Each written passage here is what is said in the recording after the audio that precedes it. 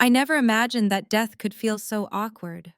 Funerals are supposed to bring people together, supposed to wrap grief in rituals that give it shape. But as I sat in the front row of Riverside Funeral Home, watching my family shift uncomfortably in their chairs, it felt more like detention than mourning. We weren't gathered in sadness. We were gathered in obligation. The woman in the casket, my grandmother Evelyn Walsh, had lived 84 years. And to be completely honest, most of us were relieved she was gone. It sounds cruel to say, doesn't it?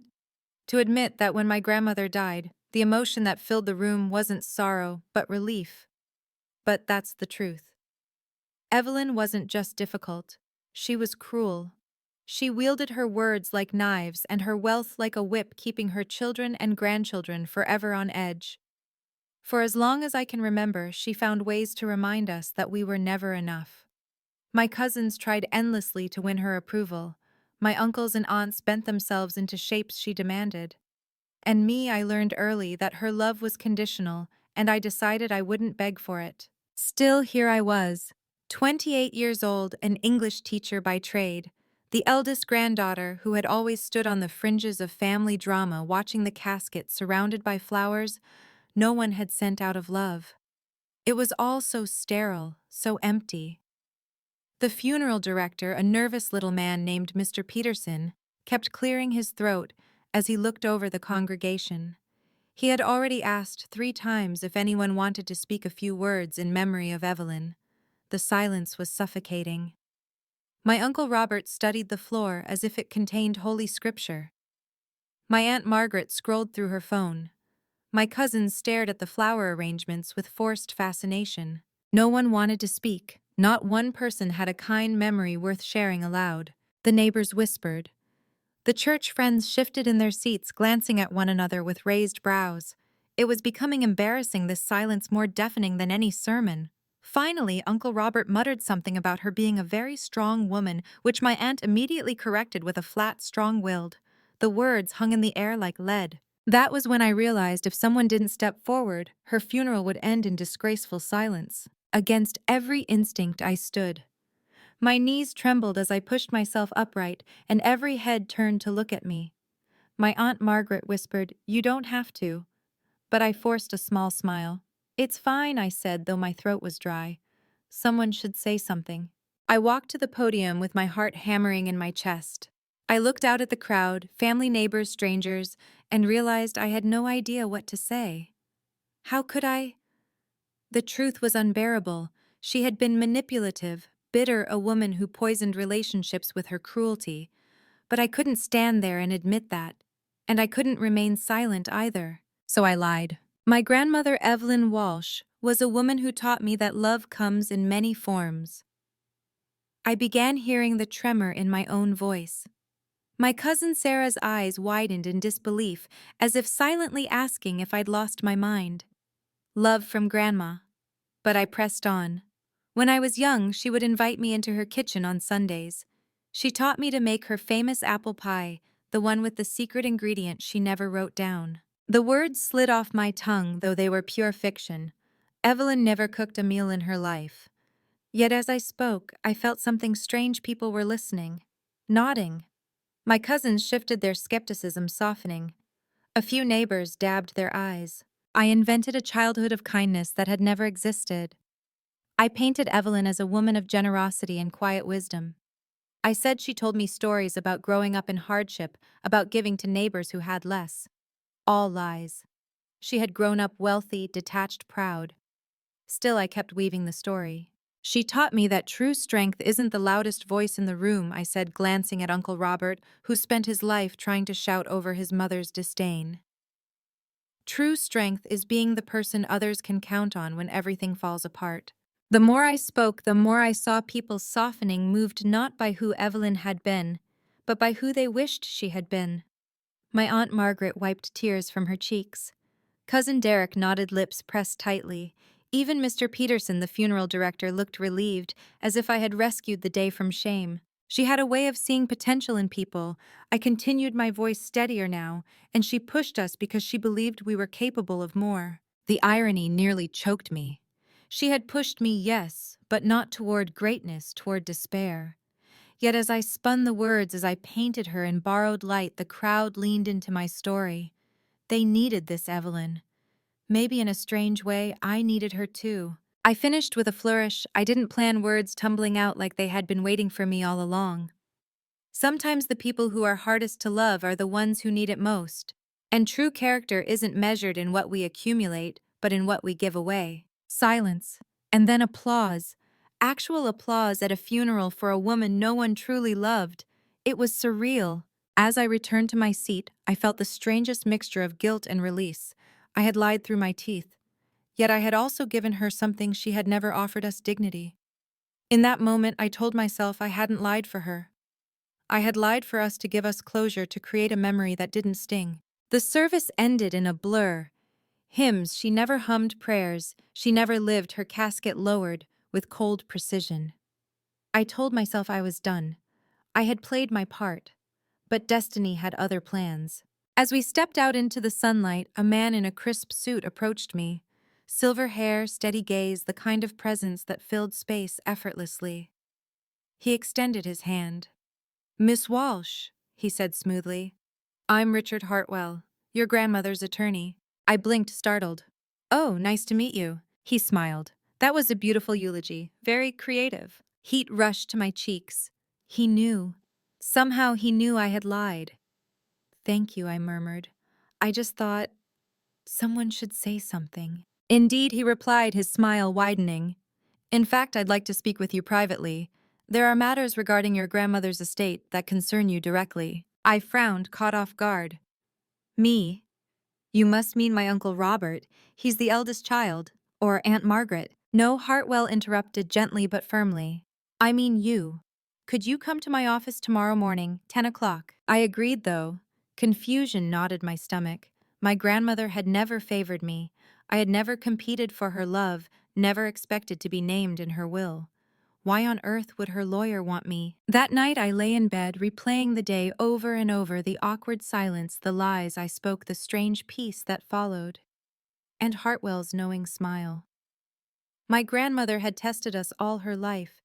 Was this too another test? I didn't know then that the lies I spoke at her funeral would become the key that unlocked every buried secret she had left behind. The next morning, I arrived at Hartwell and Associates precisely at 10. My nerves were a storm beneath my skin, every step echoing louder than it should as I crossed the polished marble floors. The law office looked exactly how I imagined a place that handled wealthy clients would look. Mahogany furniture gleaming like it had been polished an hour ago. Leather-bound books perfectly aligned, the faint smell of old paper and expensive cologne hanging in the air. Everything about it whispered authority, finality, consequence. Richard Hartwell greeted me with a measured smile, motioning me into a leather chair across from his massive desk. He moved with the confidence of someone who never had to explain himself twice, and his silver hair caught the morning light from the window like strands of steel. "Thank you for coming, Miss Walsh," he said, folding his hands neatly. "I imagine you're curious why I asked to see you." Curious wasn't the word. I was suspicious, anxious, even afraid. "Yes," I admitted quietly. "I didn't think my grandmother left anything for me. She barely tolerated me." He gave a soft chuckle, shaking his head. "You'd be surprised. Your grandmother was a very complicated woman. She made a great show of cruelty, but she also had her own methods of judgment." I frowned. Judgment. He leaned back slightly, studying me with those keen eyes. "Your grandmother spent the last 20 years of her life conducting what she liked to call character tests." I blinked, unsure I'd heard him correctly. "Character tests?" "Yes." His tone was steady, clinical, but with a strange hint of admiration. She wanted to see who in her family would treat her with basic decency when there was no promise of reward. Who would visit her without expectation? Who would show her kindness, even when she offered none in return? Most of your relatives failed. They only came to her when they wanted money for tuition, for a house down payment, for business ventures. They treated her like a bank, not a person. My throat tightened. I thought of all the Sundays I had visited her house, sitting stiffly in that cavernous living room listening to her sharp-tongued complaints. I had never gone expecting warmth. I had never expected anything at all. Sometimes I had only gone out of duty or even pity. Had that been her test all along? Hartwell continued, his gaze unwavering. You, however, never asked her for a thing. You visited regularly even when she was at her most difficult. You listened, you spoke, you stayed. I shook my head in disbelief. But I wasn't close to her. I didn't love her the way a granddaughter should. Half the time I dreaded those visits. And yet you went, he said simply. And that, Miss Walsh, made all the difference. I stared at him, unable to process the weight of his words.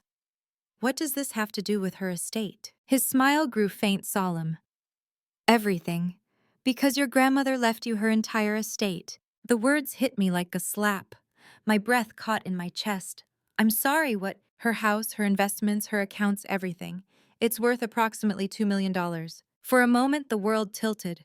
I gripped the arms of the leather chair, my pulse racing so fast it hurt. That's impossible. She despised me. She always favored the others. My Uncle Robert, my Aunt Margaret, they spent years trying to please her. Exactly, Hartwell said quietly. They performed for her. You did not.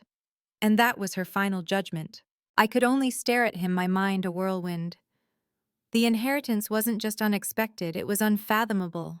It felt like a cruel joke, one of her manipulations reaching beyond the grave. Hartwell reached into a drawer and pulled out a sealed envelope, sliding it across the desk toward me. My name was written on it in her familiar spidery script. She left this for you. It was to be given only if you passed her final test. My fingers trembled as I picked it up. Final test, I whispered. The eulogy, he said. She knew no one would want to speak at her funeral.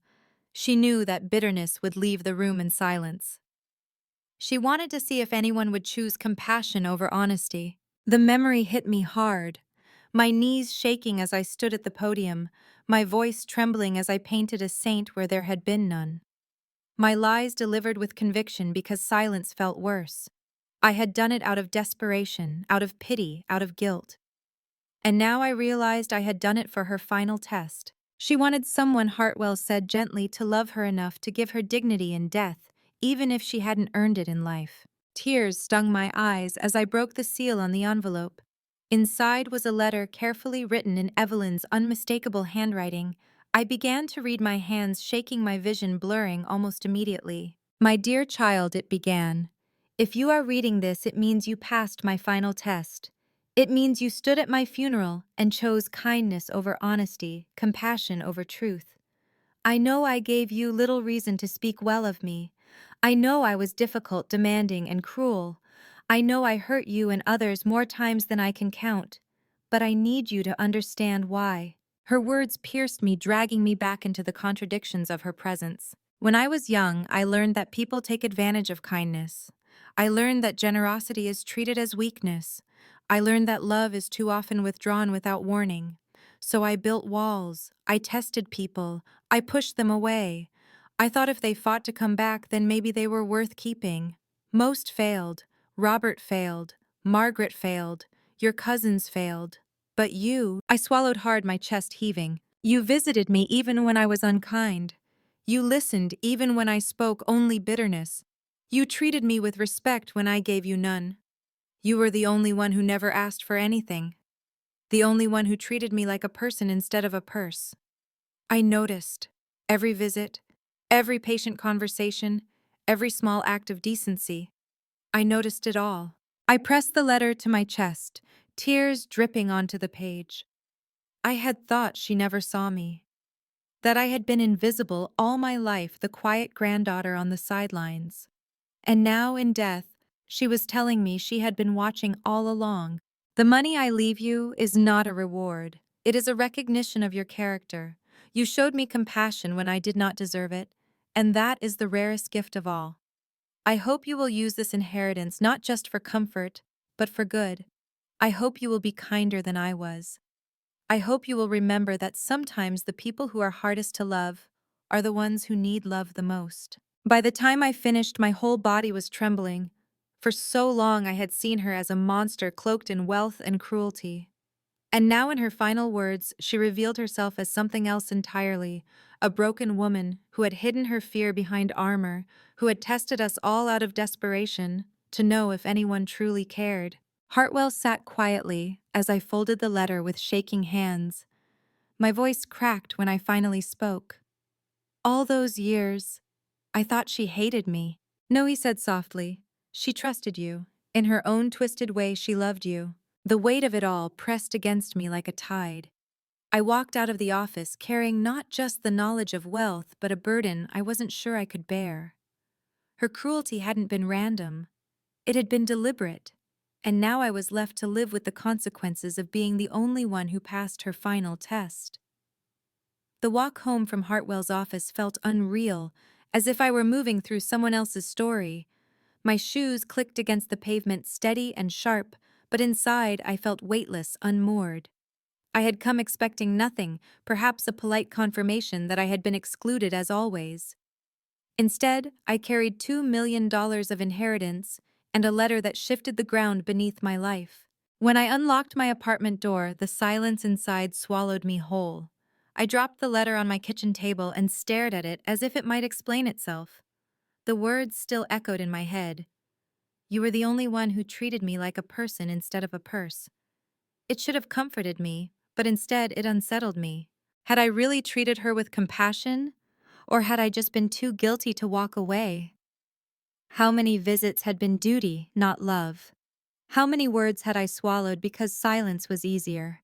I had thought my grandmother despised me, but now I wondered if she had been studying me, measuring me, even depending on me, in her warped, secretive way.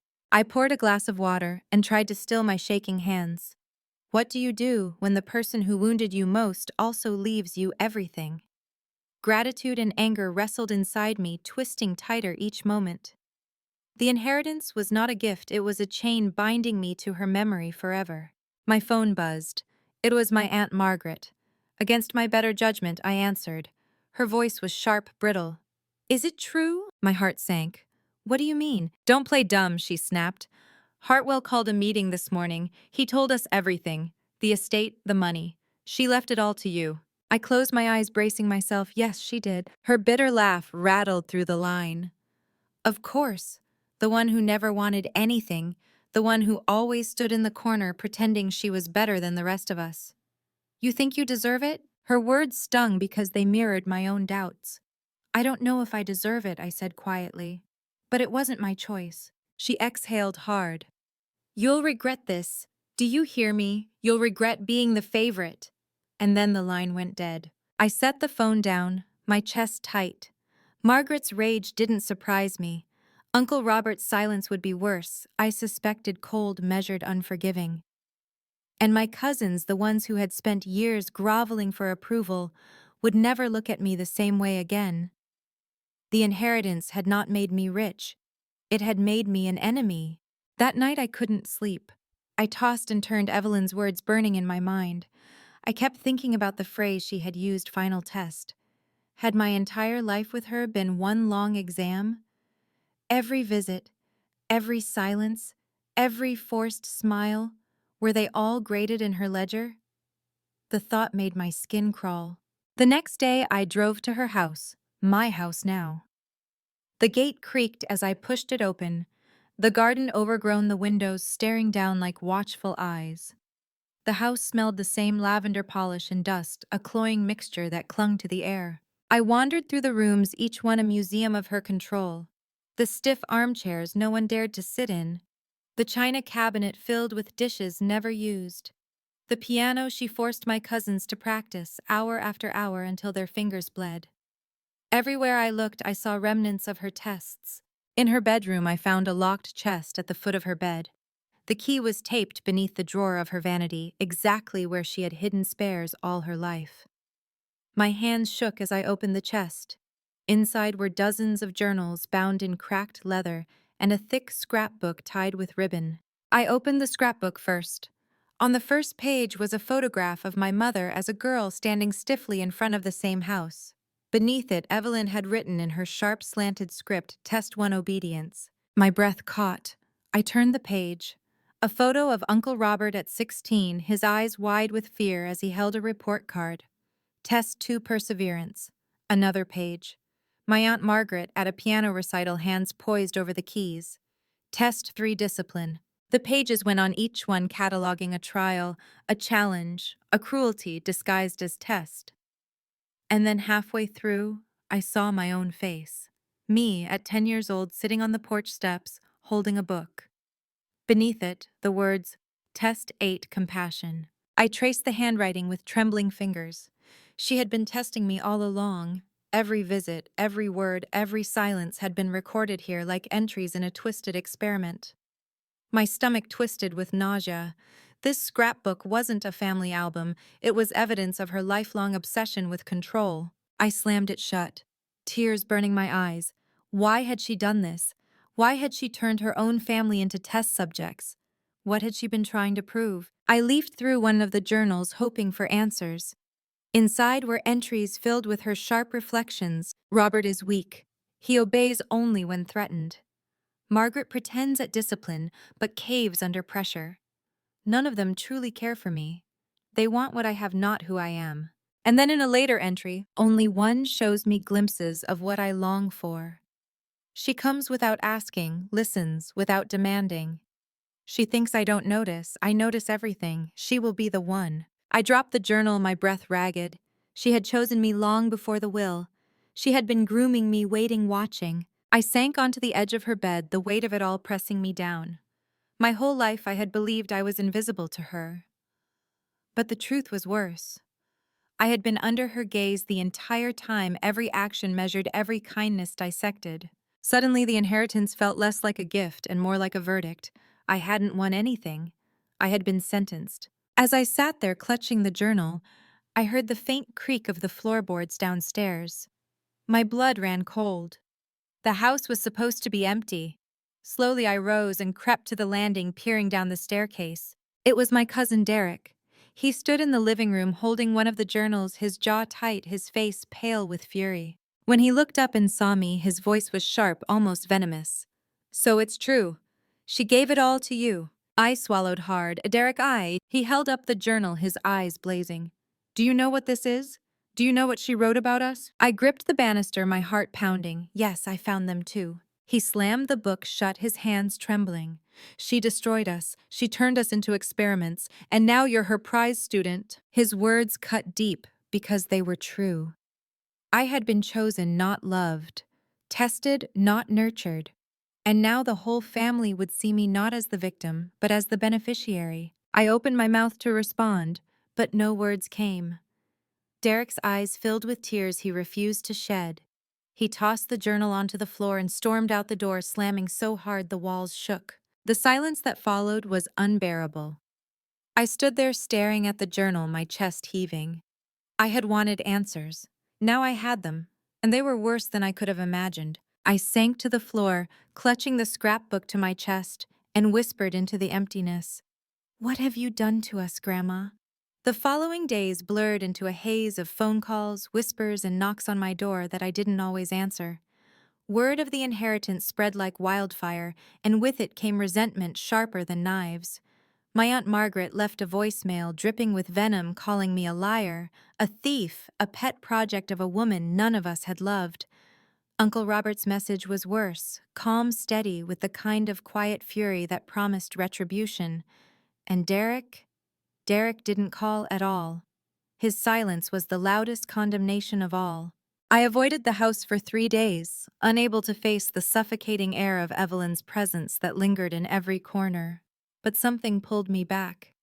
Maybe it was the letter, the journals, the scrapbook that seemed to hum with unanswered questions.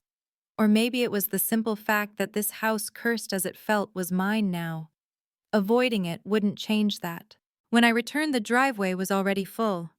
Cars I recognized: Robert's black sedan, Margaret's silver SUV, Derek's battered pickup. My stomach dropped. They hadn't waited for me. They had let themselves in. The front door creaked open under my hand, and the sound of raised voices washed over me.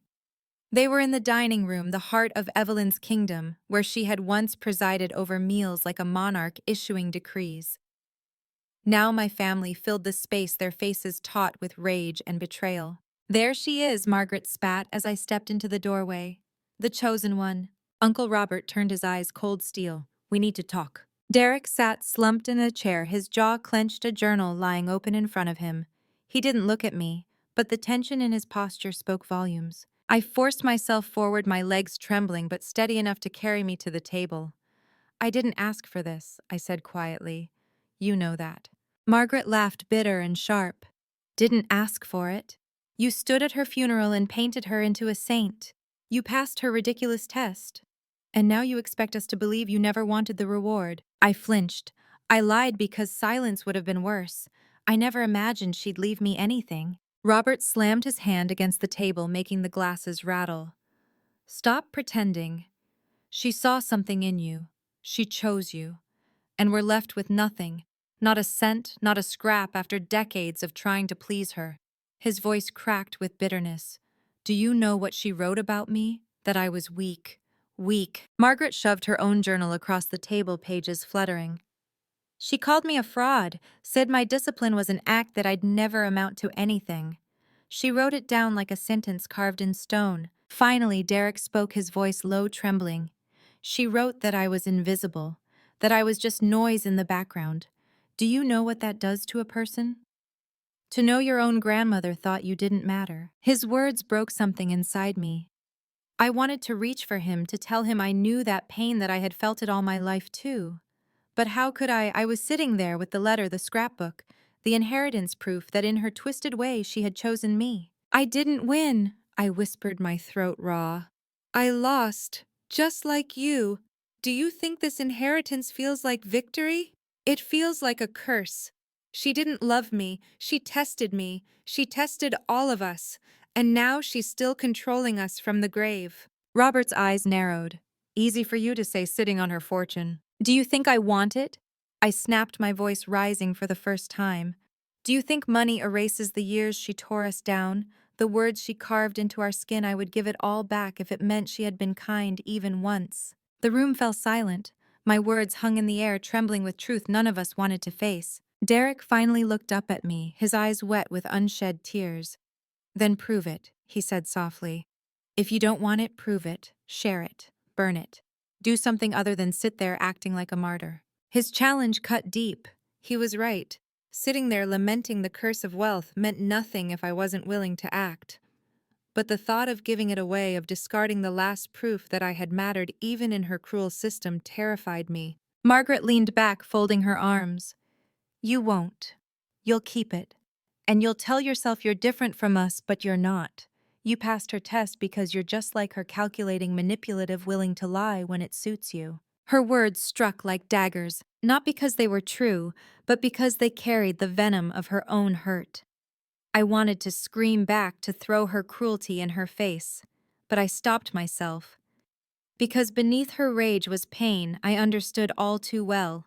I looked at each of them, Robert with his clenched fists, Margaret with her sharp tongue, Derek with his wounded silence, and I saw not enemies but victims. Victims of the same woman who had manipulated us all into believing her approval was worth chasing. Victims of tests no child, no grandchild should have been forced to endure. My voice was shaky but firm. She broke all of us. She turned us into competitors in a game none of us agreed to play. But we don't have to keep playing. Robert scoffed. And what do you suggest, that we hold hands and pretend the journals don't exist? No, I said quietly. I suggest we stop letting her win. The room went still. Margaret frowned, confused. Derek tilted his head, watching me closely. I opened the scrapbook and laid it in the center of the table. This is her legacy. Not the money, not the house. This. The tests, the judgments, the cruelty she wrote down like commandments. This is what keeps her alive in us, poisoning us even now. If we destroy it, maybe we can finally be free. Margaret's eyes widened. You'd burn her words? Yes, I said, my chest tight.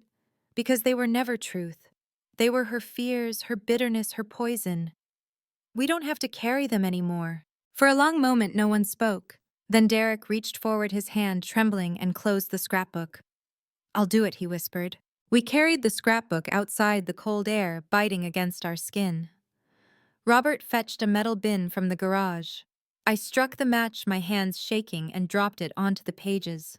The fire caught quickly, orange flames licking the edges, curling the paper into blackened ash. We stood there in silence, watching her words burn, the smoke rising into the night, like the ghost of her voice finally being released. Margaret wiped a tear from her cheek. Robert's shoulders sagged, his fists unclenching. Derek let out a breath that sounded like a sob. For the first time in years, I felt something loosen in my chest. Not joy, not peace, but release. The journals remained, the inheritance remained, but the scrapbook, the record of our pain, was gone. And in its place was the faintest possibility of healing. Still, as I stared into the dying embers, I couldn't help but wonder, had we truly freed ourselves? Or had we simply given her one last victory, forcing us to gather to act together to remember her in unity, even if only in destruction? The thought lingered long after the fire died, a whisper that refused to fade. After the fire, the night felt strangely hollow. The air was sharp with the smell of ash, and though the pages had burned quickly, the weight of them lingered in all of us. We went back inside the house in silence, each step echoing as though the walls themselves were listening. No one sat at the table again. No one reached for the journals still piled in the chest. We simply drifted apart, like fragments of glass scattered after a storm. Robert was the first to leave, muttering something about work in the morning. Margaret followed, her eyes downcast, her face unreadable. Derek lingered at the doorway, his hand on the frame as if he had something more to say. But in the end, he just gave me a long, searching look and walked out into the night without a word. I was alone again. Alone in Evelyn's house, my house now, with the silence pressing against me like a living thing. I wandered through the rooms, touching the backs of chairs, the edges of picture frames, the piano keys that no longer sang. The house felt different without the scrapbook, as though its grip had loosened. But it also felt heavier, filled with the ghosts of all the judgments still contained in the journals I hadn't yet touched. In the study, I sat at her desk, staring at the leather-bound volumes. Each one was a story of someone's pain, carefully documented, dissected, preserved. For a moment, I thought of burning them all, ending it completely. But something stopped me. Maybe it was fear that destroying them would erase pieces of truth, however distorted.